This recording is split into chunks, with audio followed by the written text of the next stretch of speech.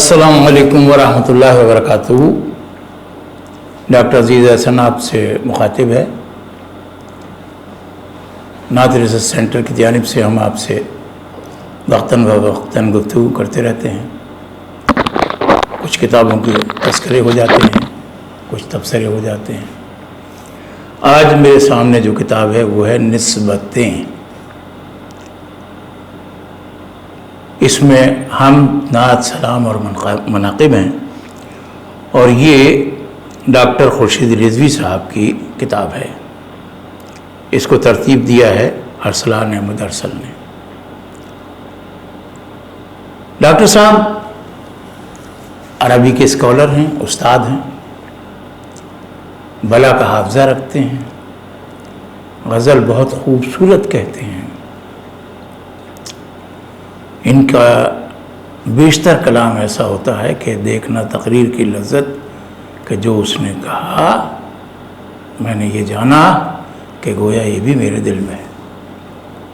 और शायरी होती ही ऐसी है, जैसा पोप ने कहा था कि जो भी सुने वो ये सोचे कि ऐसा मैंने सोचा तो बहुत था लेकिन इतना खूबसूरत इजहार में मैं नहीं कर सका था। तो इनके यहाँ खूबसूरत इजहार भी है, एहसास की शिद्दत भी है, ज़ुबान व बयान में बहुत ही ज़्यादा नफासत भी है। गज़ल हो, हम्द हो, नात हो, जिस तरफ ये निकल जाते हैं माशाल्लाह। और तकरीर करते हैं तो फिर वो कहें और सुना करें ऐसे माशाल्लाह मुक़र्रिर भी अच्छे हैं। तो निस्बतें इनकी निस्बतन बहुत मुख्तसर किताब है लेकिन बहुत अहम किताब है। और इसमें मनाक़िब भी हैं और नातें तो हैं ही, हमदे भी हैं। इस पर दीवाचा लिखा है डॉक्टर रियाज मजीद ने। और अब मैं आपसे ये शेयर करता हूँ इनकी हमदिया नज़म। हमदिया नज़म इनकी है।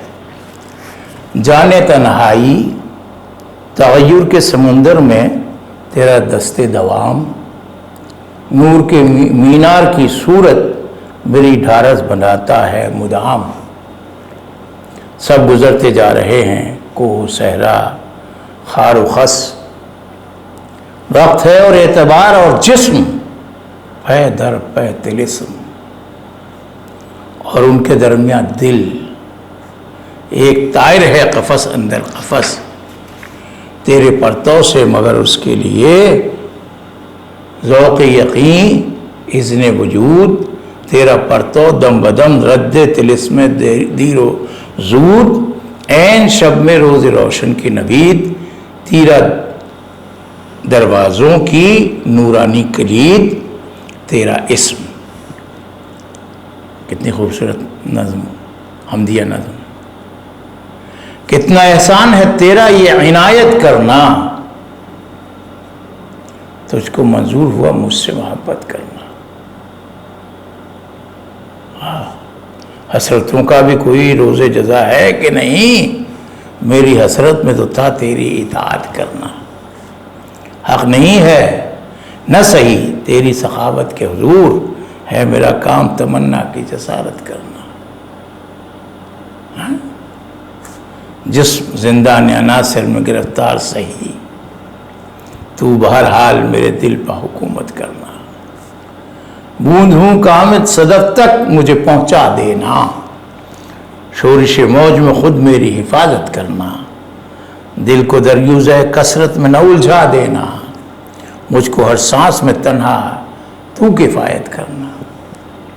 शायरानापन है, कशिश है, लहजा खूबसूरत है, बयान में फसाद भी है, नफासत भी है, नज़ाकत भी है, हैं खूबसूरती है ना। ये होती है शायरी। अल्लाह ताला जिसको भी तौफीक देता है वो भरपूर देता है। और ज़ाहिर है कि ये उसकी देन है जिसे परवरदिगार दे। कहते हैं कहाँ कहाँ ना हुआ ज़िक्र सय्यिद लौला, कहाँ कहाँ न हुआ ذکر سید لولات سرا سے تابہ سریا سمک سے تابہ سماک، ہر ایک شے کی وہی علت اور وہی غایت، ہر ایک نمود میں پنہا ہے نام احمد پاک۔ اب یہ حقیقت محمدیہ کا تصور دیکھیے کہ ہم جس میں زندہ ہیں وہ تمنا تم ہی تو ہو، ظفر علی خان نے کہا تھا نا۔ اب اس کی یہ اس متن کی تجدید بھی ہے اور خوبصورتی کے ساتھ اور اسلوبی خوبی کے ساتھ آئی ہے تجدید۔ کیا؟ ہر ایک شے کی وہی علت اور وہی غایت،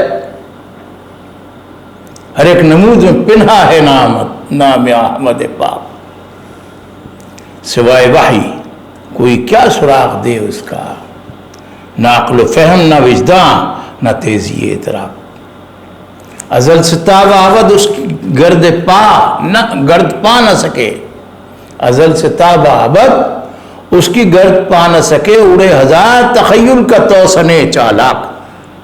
خوبصورتی سے مشکل قوافی آ رہے ہیں، کوئی معمولی بات نہیں ہے۔ تو وقف مدح نبی رہ نہ سوچ شان نبی، تو وقف مدح نبی رہ نہ سوچ شان نبی، کہاں وہ نور کہاں عقل تیرہ کے پیچا، کشید کر وہ جریدہ میں سخن جس کی کہیں نظیر نہ پائے کوئی تہ افلاک، نشید کر وہ قصیدہ پڑھے جسے رضواں ہوائے باغ جنا میں بزیر سایہ تاک، محمد عربی فخر ہر رسول النبی، وہ جس کے فیض سے شاخ زمانہ ہے نمناک۔ عاجز الکلامی دیکھ رہے ہیں، فصاحت بھی ہے، زبان رک نہیں رہی ہے، پڑھ رہا ہوں مصرع۔ وہ جس کے جسم کا سایہ نہ تھا سلام سلام، وہ جس کی روح کا ثانی نہیں فداک فداک، کمال کے شعر ہے یار۔ اسی کا ذکر ہے بگڑے ہوئے دلوں کا طبیب، اسی کی یاد زمانے کے زہر کا تریاک، ہمارے دکھ ہیں گراں جس پہ وہ رؤوف رحیم، وہ جس کی شان پہ شاہد ہے قول ارسلناک۔ طویل ہے، میں کچھ اور بھی سنا دوں آپ کو۔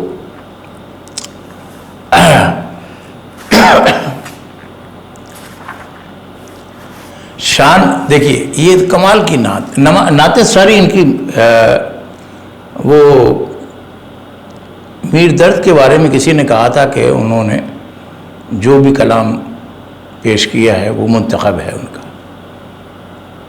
تو ان کے کلام کو دیکھ کے مجھے احساس ہوا کہ جو بھی کلام ہے وہ منتخب ہے، اور ایسا انتخاب ہے کہ کسی بھی شعر کو آپ ہلکا نہیں پائیں گے۔ کیا کہتے ہیں؟ شان ان کی سوچیے اور سوچ میں کھو جائیے،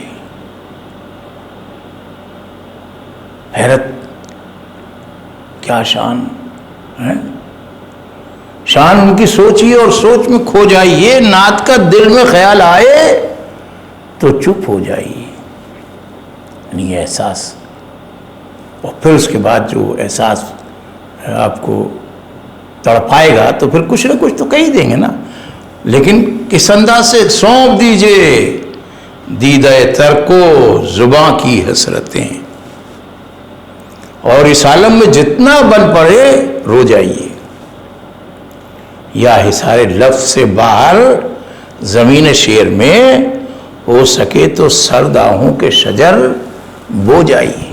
اچھا دیکھیے، شاعری میں منطقی تسلسل اگر آتا ہے تو شاعری ذرا پھیکی پڑ جاتی ہے، لیکن قادر الکلام یہی ہے کہ منطقی تسلسل بھی رہے، بیان بھی فصاحت سے نہ گرے، اور بات بھی دل سے از دل خیزت بر دل ریزت والی ہو جائے، یا حصار لفظ سے باہر زمین شعر میں ہو سکے تو سرداہوں کے شجر بو جائیے، اے زہی قسمت کسی دن خواب میں پیش حضور فرط شادی سے ہمیشہ کے لیے سو جائیے، اے زہی قسمت اگر دشتے جہاں میں آپ کے نقش پا پر چلتے چلتے نقش پا ہو جائیے۔ تعلیم. دیکھیے یہ پیغام بھی ہے. پیغام اگر اچھے اسلوب میں دیا جائے شاعرانہ کشش کے ساتھ تو وہ پیغام دل پر بھی اثر کرتا ہے اور قاری کو سوچنے پر بھی مجبور کر دیتا ہے اور عمل کی توفیق بھی ہونے لگتی ہے. ان کی نعتیں بہت خوبصورت ہیں, بہت ہی اہم ہیں. کہاں کہاں سے آپ کو سناؤں. ایک مدینہ میں ایک آزاد نظم. کیا حسین گنبد و محراب ہیں لیکن میرا دل ڈھونڈتا ہے وہی مٹی کے مکان. چھت پہ وہی عود نخیل اور دروازوں پہ حجروں کے سیاہ اون کے موٹے پردے. یعنی وہی منظر جو حضور صلی اللہ علیہ وسلم کی عہد میں تھا وہ تلاش کر رہے ہیں. ڈالنا چاہتا ہوں سر پر وہی خاک ریاض جنہ, پے بپے جس میں وہ تابندہ قدم آتے تھے. ہائے وہ سادہ سا ممبر ہے کہاں, رشک سے جس کے ہوئی گریہ کنا حنانا. تلمی دیکھ رہے ہیں آپ. میرا دل صورت غربال ہے یادوں سے فگار, چھاننا چاہتا ہے خاک بقی جس میں ہے اتنے ستارے کے فلک پر بھی نہیں.